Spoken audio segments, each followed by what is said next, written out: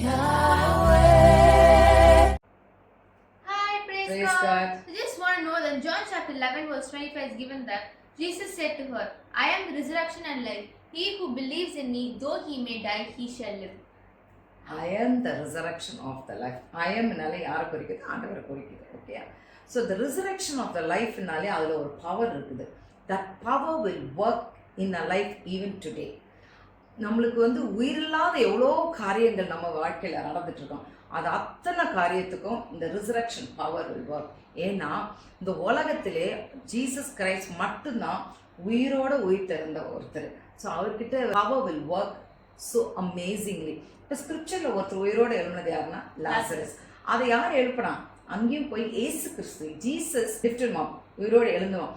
So the power of that of Jesus is worked in the Lazarus or Lazarus உயிரோடு எழுந்துவான்.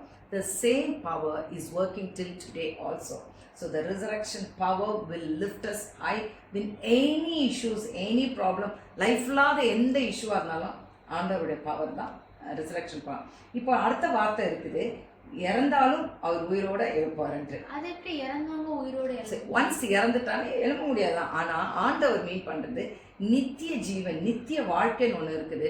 அந்த நித்திய வாழ்க்கையில் இறந்தவர்கள் எல்லாரையும் ஆண்டவர் உயிர்ப்பித்து எழுப்பார். ஸோ அந்த நம்பிக்கையோடு நம்ம வாழணும். எல்லாத்துக்கும் காட்டிலும் ஏசு கிறிஸ்து தான் உண்மையான ஜீவனுள்ள தேவன் என்று அதை நம்ம மனசில் ஏற்றுக்கொண்டா அந்த resurrection power will work for everyone and everyone will live a life in the eternal kingdom. Got it? Yeah. Thank you.